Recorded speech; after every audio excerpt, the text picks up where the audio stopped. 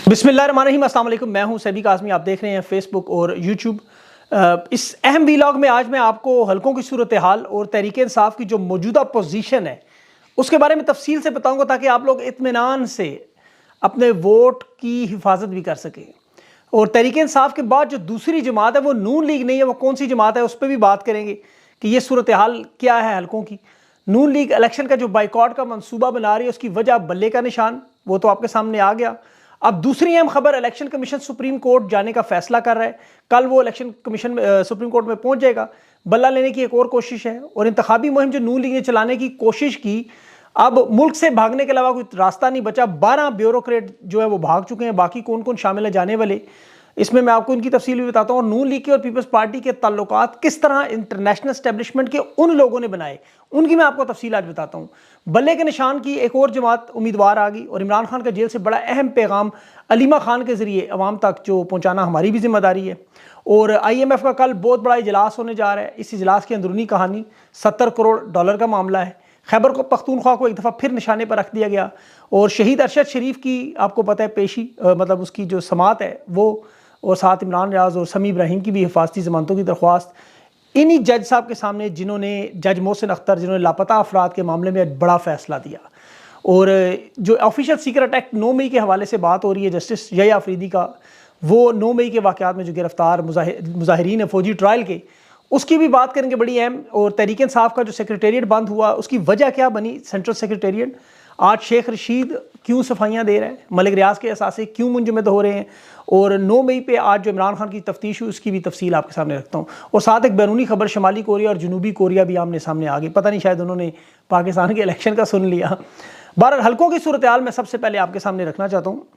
इस वक्त जो कौमी असम्बली की 266 नशिस्तें हैं, उसमें देखें सबसे ज़्यादा नशिस्तें इस पंजाब की हैं जो 141 हैं, सिंध की 61, खैबर पख्तूनख्वा की 45, बलोचिस्तान की 16 और इस्लामाबाद की 3।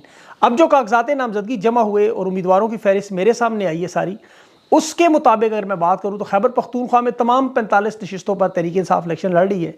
और इसी तरह इस्लामाबाद की भी तीनों नशिस्तों पर इनके उम्मीदवार मौजूद है, पंजाब की नशिस्तों पर। लेकिन सिंध में जो है तहरीक इंसाफ तकरीबन 32 नशिस्तों पर उम्मीदवार, मजबूत उम्मीदवार मौजूद है। बाकी 29 नशिस्तों पर अभी तहरीक इंसाफ को उम्मीदवार जो है वो पूरे करने जो हो जाएंगे आज या कल में। टोटल 20 या 30 नशिस्तें ऐसी हैं जहां उम्मीदवारों का थोड़ा मसला है। और उसकी वजह यह है कि 30 मरकजी रहनुमा जो उनके उम्मीदवार हैं वो इस वक्त खेल से बाहर किए गए। और 10 के करीब उम्मीदवार तो ऐसे बनते हैं जिन्होंने 2 या 3 हलकों से ज़्यादा लड़ना था।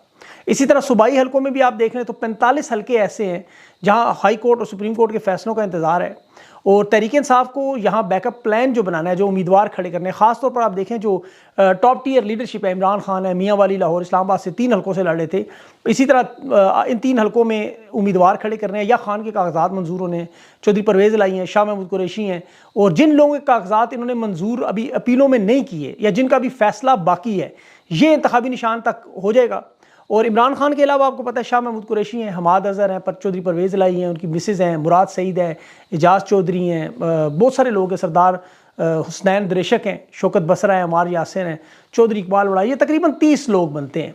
इन्हें मिलाएं कौमी और सूबाई तो तकरीबन 40 या 50 हल्के ऐसे दोनों के कौमी सूबाई के मिला के, जहाँ ईस्ट इंडिया कंपनी की वारदात यह है कि इन्हें किसी ना रोक लिया जाए, जहाँ तक मुमकिन हो वोट काटा जाए। इसी तरह कुछ नशिस्तें ऐसी हैं जहाँ पे जैसे सिंध में आलमगीर खान और फिरदौस शमीम नकवी दोनों एक हल्के में मजबूत उम्मीदवार हैं। अब फिरदौस शमीम नकवी आपको पता है पुराने सियासतदान है, कुर्बानी है, एक बड़ी लंबी दास्तान है। और उन्होंने भी आप देखें कहा कि जो पार्टी फैसला करेगी उस पर सर तस्लीम खम होगा। तो यहाँ पर भी मामला उनको किस तरह हल्के एडजस्ट करने हैं। फिर दूसरी पार्टियों की अगर मैं बात करूँ नून लीग की, तो इस वक्त पंजाब में उनकी नशिस्तें पूरी हैं। KP के कुछ हलकों में वो नज़र आते हैं 2-3 उम्मीदवार, बलोचिस्तान में भी इसी तरह उनके नज़र आते हैं। और सिंध में तो उनके हालात ही ख़राब हैं। पीपल्स पार्टी सारा का सारा सिंध में उनकी कोशिश है कि किस तरह 29-30 नशिस्तें वहाँ से लाजमी मिलें। और जनूबी पंजाब में इक्का दुक्का उम्मीदवार हैं, कराची और हैदराबाद में। पीपल्स पार्टी माजी में आपको पता बड़ी लीड लेती है, लेकिन अब तहरीक इंसाफ ने पिछले इलेक्शन में सरप्राइज़ देगी और अब बड़ा सरप्राइज़ देगी।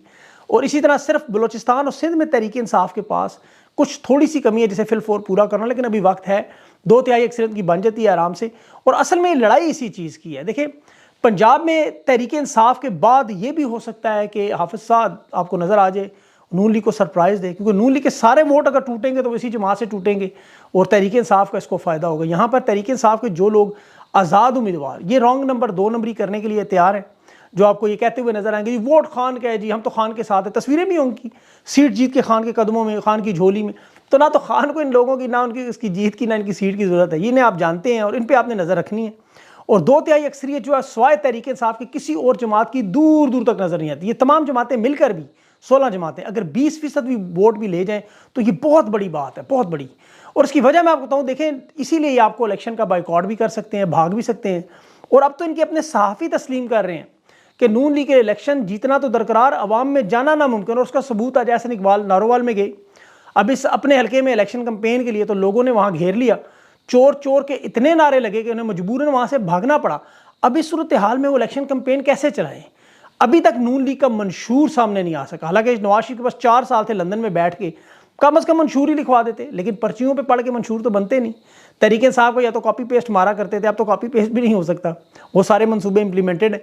अब ईस्ट इंडिया कंपनी और PDM की जमातों को इलेक्शन से भागना जो है इनके लिए अब नामुमकिन है, मनसूख कराना इलेक्शन नामुमकिन है। कोशिशें करेंगे ज़रूर। एक तरफ तो देखिए IMF भी है, वर्ल्ड बैंक भी है, यूरोपीय यूनियन है, अमेरिका, बरतानिया, ये सारे इनके ऊपर पड़े हुए हैं कि दिवालियापन वरना आ जाएगा। अगर इन्होंने कोशिश की कि मेरे अजीज़ हम वतनों की वारदात करें, तो उसमें आपको पता है सुप्रीम कोर्ट भी, अदालत, काजी फायज ईसा जितना भी हो, लेकिन खड़ा हो जाएगा इस मामले पे। बंदे भी इन्होंने अठवाए, अगवा किए, मामलात किए, मीडिया ख़रीदा, बंदे तोड़े, तशद्दुद किया, खान के ख़िलाफ़ प्रोपेगेंडे किए, नवाज शरीफ को जाली अमीरुल मोमिनीन बनाने की कोशिश की, सारे के सारे नाकाम, कागजात भी सारे मंजूर हो गए। अब ये कुछ अरसे में आपको नज़र आएगा कि ये लोग दोबारा खान के पास पहुँचेंगे डील करने के लिए। देखिए खान डील उस वक्त नहीं कर की जब अलीमा खान जैसे आज बता रही थी कि अदम एतमाद के 5 महीने के बाद जनरल बाजवा ने बुला के कहा रजीम चेंज ऑपरेशन के खिलाफ एहतजाज बंद करो, हम 2/3 अक्सरियत लाते हैं। इमरान खान ने इनकार कर दिया।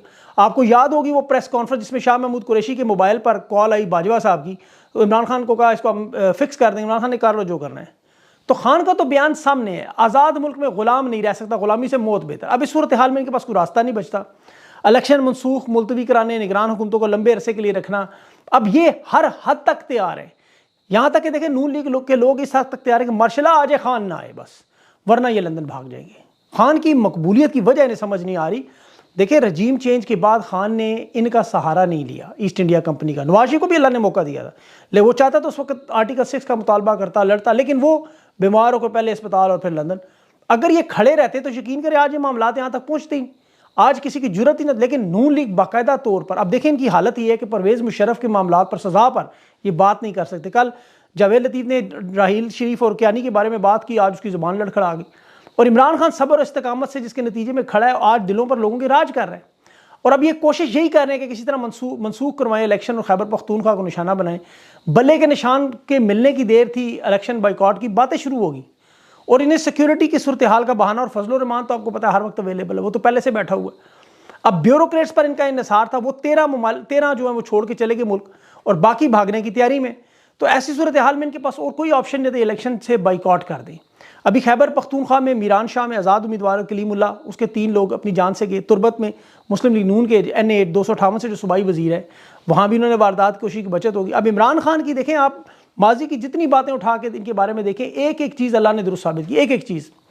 ये कहते थे खान को सियासत का नहीं पता, उसकी विजन, उसकी सोच वहाँ से शुरू होती है जहाँ इनकी सोच ख़त्म होती है। मैं आपको साबित कर सकता हूँ, आप याद करें खान की तकारीर 1 साल पहले, वो मौजूद है सारी सोशल मीडिया पे। रजीम चेंज ऑपरेशन के बाद खान ने कहा मुझे गिरफ्तार करेंगे, मुझे नाअहल करेंगे, मेरी पार्टी तोड़ेंगे, नवाज शरीफ को वापस लाएंगे, उसकी नाअहली ख़त्म करेंगे। एक एक बात खान ने जो की वो तफसील से आपको पता है सारी, वो सारी दुरुस्त हुई। और ये सब होने के बाद खान ने कहा मैं इलेक्शन फिर भी जीतूंगा इंशाल्लाह। अब जहाँ ये बातें दुरुस्त हुई तो ये गलत होने की वजह नहीं बनती, अल्लाह साथ हो साथ। खान का अल्लाह पे यकीन बड़ा कामिल है। मैंने इसको, आप सब जानते हैं ये बात, 9 मई के बाद जो सबसे बड़ा केस 9 मई का इन्होंने बनाया, खान को बार बार डराते रहे जी फौजी अदालतों में ले जाएंगे। आज 12 अफसरान इमरान खान के पास अडयाला में तफ्तीश 3 घंटे करते रहे, और तफ्तीश नहीं थी, वो क्या थी, बातचीत होती रही। 4-4, 5-5 प्यालियाँ चाय की फड़का के उन्होंने खान से वो तारीखी वाक़यात सुने, थोड़ी दीन पे बातें सुनी, कुछ नसीहतें सुनी, कुछ पैगामात सुने दीन के। और इस दौरान इमरान खान अपनी वर्जिश भी करते रहे। फिर ये मीटिंग ख़त्म हुई, खान दोबारा अपनी मसरूफियात में वापस। मुझे लगता है इमरान खान एक किताब लिख रहे हैं शायद। यहाँ पर एक बड़ी अहम बात आपको बताऊँ, ये 2 तस्वीर मेरे साथ स्क्रीन पे चल रही होंगी, यहाँ इधर या इस तरफ। आप इन तस्वीर में देख सकते हैं कि नवाज शरीफ की मरियम नवाज से जो इनकी मुलाकातें अमेरिका, बरतानिया, यूरोपीय यूनियन के नुमाइंदों से हुई, नाअहली से पहले, नाअहली के बाद, और इसके बाद नाअहली के बाद अब दोबारा मुलाकातें। और देखें आम हालात में ये मुलाकातें इतना बड़ा मामला नहीं, लेकिन अमेरिका में भी इलेक्शन का साल है, बरतानिया में भी। क्या आप पाकिस्तानी सफ़ीर की कोई एक वहाँ पे मौजूदा उम्मीदवारों से तस्वीर इस तरह की चीज़ें नज़र आएंगी आपको? सवाल ही नहीं पैदा होता अगर ये मिल सके वहाँ पे। फिर पाकिस्तान में लोग क्यों मिले, और जो मिल रहे हैं ये लोग आम सिफारतकार नहीं हैं। मसला सबसे बड़ा ये है। इन लोगों की आप गूगल पर जाकर ज़रा 2 मिनट के लिए प्रोफाइल चेक करें। डोनाल्ड ब्लूम की, मिडल ईस्ट के मामलात का वो माहिर, खुसूसी तौर पर उसे वाइट हाउस बाइडन एडमिनिस्ट्रेशन ने यहाँ लगाया।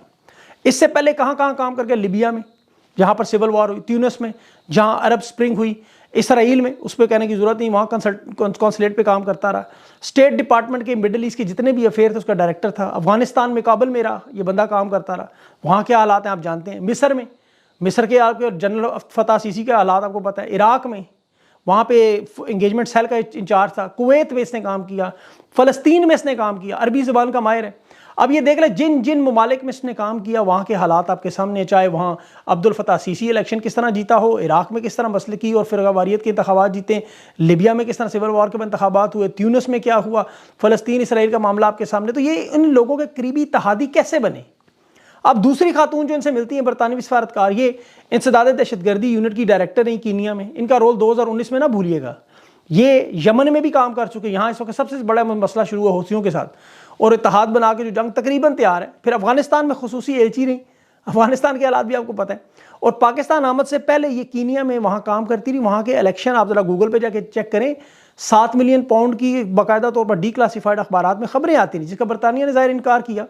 लेकिन ये लोग नवाज शरीफ से, बिलावल से और मरियम से मुलाकातें करें इन मुश्किल हालात में। अब आपके लिए समझना मुश्किल नहीं है कि पाकिस्तान में क्या करना चाहते हैं।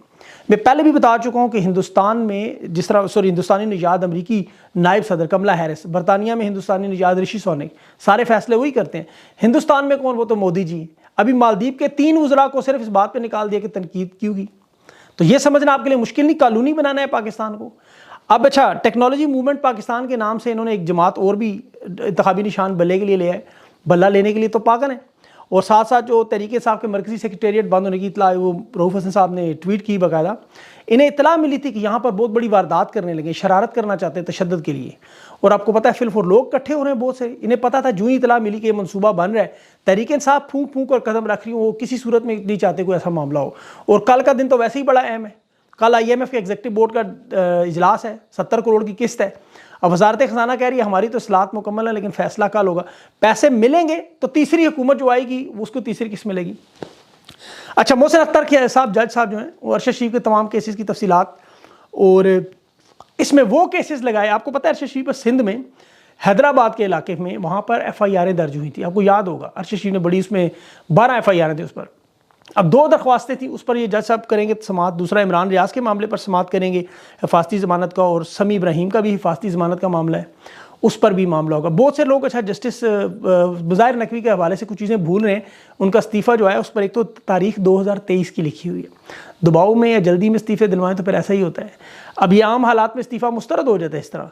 अब मुज़ाहिर नकवी साहब से इन्हें मसला क्या है, तकलीफ क्या, बहुत से लोग ये समझ नहीं पा रहे। देखिए, खान की रजीम चेंज ऑपरेशन और PDM की हुकूमत आई तो उसके बाद नैब, FIA, पुलिस और दीगर इदारों में तब्दीलियाँ हुई थी, आपको याद होगा, ताकि मर्जी के अहकामात बनाएं, मामलात बनाएं, इनकी इंक्वायरियाँ बंद हो। जो आपके सामने अब सारे केसेस ख़त्म हुए, उसमें एक एग्जाम्पल इस्लामाबाद की आप देख लें। इरफानुल्लाह मरवत 67 MPO के मुकदमात तहरीक इंसाफ के खिलाफ कर गया, और ये शख्स डिस्ट्रिक्ट रिटर्निंग अफसर भी है। अब इन तबादलों पर मुज़ाहिर अली नकवी ने रोकने की कोशिश की। फिर आपको याद होगा 90 दिन के इंतखाबात का जब मामला शुरू हुआ पंजाब और KP में, उस पर भी मुज़ाहिर अली नकवी ने पूरा जोर डाला कि इंतखाबात फ़ौरन कराएं 90 दिन के अंदर अंदर। फिर यहाँ मरियम नवाज साहिबा ने बाकायदा तकारीर शुरू कर दी इनके खिलाफ। फिर मिलिट्री कोर्ट्स का सबसे बड़ा मसला सिविलियन ट्रायल के हवाले से, वो मुज़ाहिर नकवी साहब ने, वो बड़ा जारहाना अंदाज था। जिस तरह आज जस्टिस आयशा मलिक भी आपके सामने, उनके भी नोट आए हुए हैं। 9 मई के जो गिरफ्तार 103 मुलजमान है उस पर ऑफिशियल सीक्रेट एक्ट की दफात नहीं लगती, और दफात न होने के बावजूद ये अभी तक पुलिस के हवाले लोग नहीं किए गए। उसमें अटॉर्नी जनरल उस वक्त मिसालें देता रहा जिन ममालिक की वहाँ तो जमहूरियत ही नहीं है। अब मुज़ाहिर अली नकवी ने भी यही मामला उठाया हुआ था, उसको भी हटाना था। जस्टिस जो आयशा मलिक है, इनका भी मामला इस तरह है। और अब देखें इस्लामाबाद में जो वारदात इन्होंने रिटर्निंग अफसरान की 2 नंबरियों पे 70 में से 3 फैसले सिर्फ ट्रिब्यूनल के हुए। 67 इस्लामाबाद में, सिर्फ मैं इस्लामाबाद की बात कर रहा हूँ, कहीं नहीं, गैर कानूनी अंदाज में कागजात मुस्तरद किए। ये मामला अदालत में ही जाना था, तो मुज़ाहिर अली नकवी को रास्ते से हटाना बनता था। और अभी भी देखें कुछ लोग समझते हैं 9 मई के हवाले से, खान के हवाले से परेशान नजर आते हैं जी, ऑफिशियल सीक्रेट एक्ट है। उस पर भी तीसरे जज जो थे वो 1923 के ऑफिशियल एक्ट पे 9 मई पे आप जस्टिस यही आफरीदी का मिलिट्री ट्रायल सिविलियन के हवाले से जो इख्तलाफी नोट है वो याद रखें। मैंने 3 जजेस आपको बताया, एक इन्होंने हटा दिया और एजाजुल हसन साहब के भी पीछे लगे हुए हैं। ऑफिशियल सीक्रेट एक्ट 1923 के तहत उन्होंने 9 मई के वाक़यात में जो गिरफ्तार मुजाहिरीन हैं उन पर फौजी ट्रायल के केस को उन्होंने उड़ा दिया था ऑलमोस्ट। अब उस पर उन्होंने कहा कि सिविलियन के जो जराइम है वो सिविलियन अदालतों में लगेंगे। फ़ौज के जो बुनियादी मसाइल जैसे काम है, जैसे बैरूनी ख़तरात से दिफा या जंग के ख़तरात से मुतल्लिक, ये ऑफिशियल सीक्रेट एक्ट उस हिसाब से आता है 9 और 10 मई में गिरफ्तार 103 लोगों पर नहीं।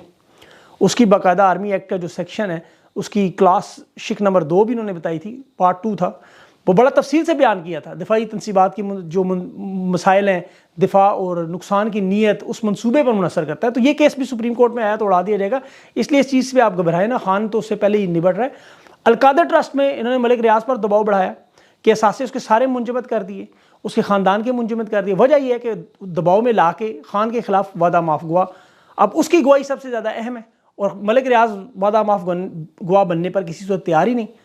अब उसका 190 मिलियन पाउंड का केस जिस वक्त शुरू होना है, अब 1 हाइड पार्क जो हुसैन नवाज ने खरीदा, याद रखें 190 मिलियन पाउंड का वहाँ मामला है, तो रिश्वत दे के जरूरत बदल की फंसेंगे तो ये सारे, तो इसीलिए मामलात सारे इन्हीं के खिलाफ जा रहे हैं और कोशिश इनकी यही होगी इलेक्शन से बाइकआउट करें, भागें। बल्ले के केस को सुप्रीम कोर्ट में इनकी आखिरी लड़ाई है और देखें अब बल्ला खान के पास ही रहेगा, इंशाल्लाह तहरीक इंसाफ के पास ही रहेगा।